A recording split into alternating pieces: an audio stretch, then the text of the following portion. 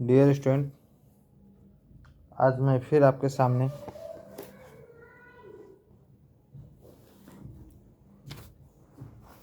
ये 12th पहले तो आप सभी विद्यार्थियों को नए वर्ष की हार्दिक शुभकामनाएं कि आप सभी को एग्ज़ाम अच्छी तरह से पास हो और बढ़िया नंबर से पास हो। मैं कोशिश करूंगा कि कुछ ही दिनों में मैं सारे इकोनॉमिक्स के प्रश्नों को हल करके डाल दूँ। डियर स्टूडेंट, मेरा उम्मीद और विश्वास यही है कि आप मेरी बातों को समझ कर लिखिए, काफ़ी अच्छा लिख पाइएगा। मैं बारीकी से हल लिखूंगा तो वो एक क्वेश्चन बैंक की तरह हो जाएगा, इसलिए आप मेरी बातों को समझ के लिखिएगा तो अच्छे से अच्छे मार्क्स ला सकते हैं।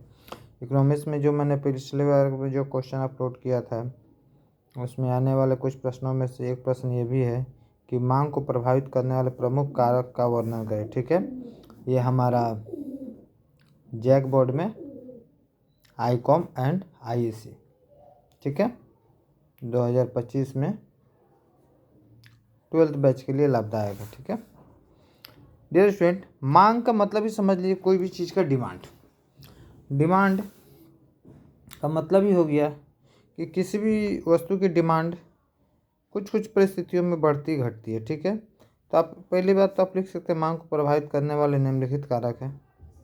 ठीक है, अब इस बात को समझिए, मांग को प्रभावित करने वाले निम्नलिखित कारक है, जिसमें पहला कारण क्या हो जाएगा, सोचिए तो, व्यक्ति की आय।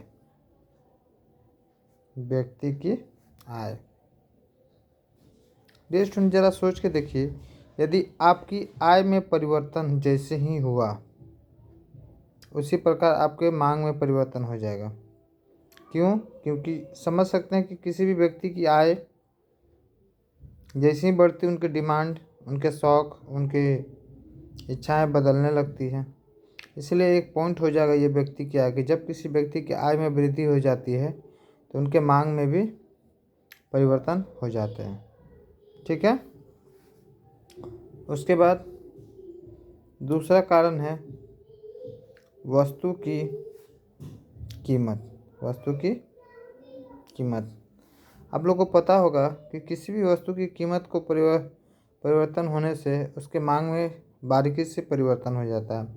समझ के देखिए, किसी वस्तु की कीमत 10 रुपया है तो उसकी मांग 1 केजी या 2 केजी जो हो, यदि उस वस्तु की कीमत 10 की जगह बढ़कर यदि 50 या 100 हो जाएगी तो अब देखिएगा लोगों की मांग धीरे धीरे उससे कम होने लगेगी। क्यों? क्योंकि जब किसी वस्तु की मांग अत्यधिक हो जाती है यानी उसकी कीमत कम है, और जब किसी वस्तु की कीमत अधिक हो जाती है तो उसकी मांग कम हो जाती है। यानी किसी भी वस्तु को कीमत में परिवर्तन होने से उसकी मांग में परिवर्तन होगा, क्योंकि हम लोग भी अपने बजट को देख के चलते हैं और इकोनॉमी से ही अर्थशास्त्र ने जो हमारी अर्थव्यवस्था को बतलाया है ना। तो दूसरा पॉइंट हमारा हो जाएगा वस्तु की कीमत। ठीक है, इसको आप अपने बना के लिख सकते हैं। जब किसी वस्तु की कीमत में वृद्धि होती है तो हम देखते हैं कि सामान्यतः उसकी मांग घट जाती है, जब किसी वस्तु की कीमत में कमी आती है तो सामान्यतः उसकी मांग बढ़ जाती है। सारे प्रश्नों का हल में यही उत्तर देना है कि मांग यानी डिमांड को कौन कौन चीज़ प्रभावित कर सकती है। तो एक तो व्यक्ति की आय हो गई, दूसरा वस्तु की कीमत हो गया, तीसरा हो गया हमारा विज्ञापन।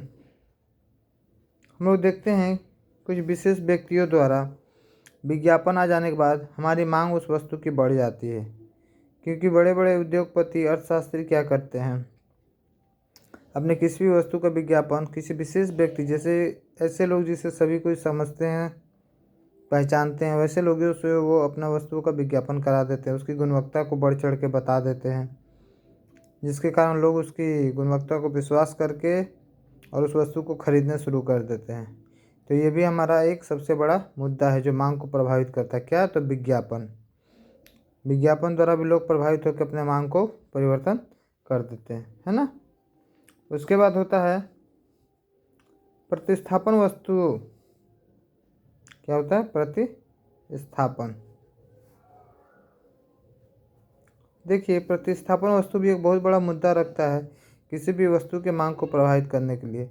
मान के देखिए कि यदि कॉफ़ी की कीमत में वृद्धि हो जाएगी तो लोग उसके मांग को घटा देंगे और उसके प्रतिस्थापन वस्तु चाय को पीने शुरू कर देंगे, है ना। तो इसमें लिख सकते हैं कि जब किसी वस्तु की प्रतिस्थापन वस्तु किसी भी वस्तु की कीमत में वृद्धि होती है तो लोग उसके प्रतिस्थापन वस्तु का प्रयोग करके उसके मांग को वृद्धि कर देते हैं। तो इस स्थिति में भी मांग प्रभावित हो रही है। तो चारों स्थिति में हमने देखा कि व्यक्ति की आय भी मांग को प्रभावित कर रही है, वस्तु की कीमत भी मांग को प्रभावित कर रही है, विज्ञापन भी मांग को प्रभावित कर रहा है और प्रतिस्थापन वस्तु भी मांग को प्रभावित कर रही है। ठीक है, सभी बिंदुओं पर थोड़ा थोड़ा लिखना है और सभी प्रश्न को हल करना। एक ही प्रश्न को 10 पेज 20 पेज लिखने से बच्चों ज़्यादा मार्क्स नहीं आने वाले हैं। ये 4 नंबर 5 नंबर जितने हैं उतने 4 पॉइंट 5 पॉइंट लिख के सभी प्रश्नों को हल करने से मार्क्स आते हैं। ठीक है, आप इसकी प्रैक्टिस कीजिए।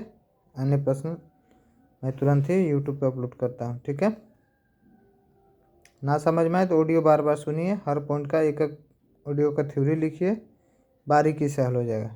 ओके।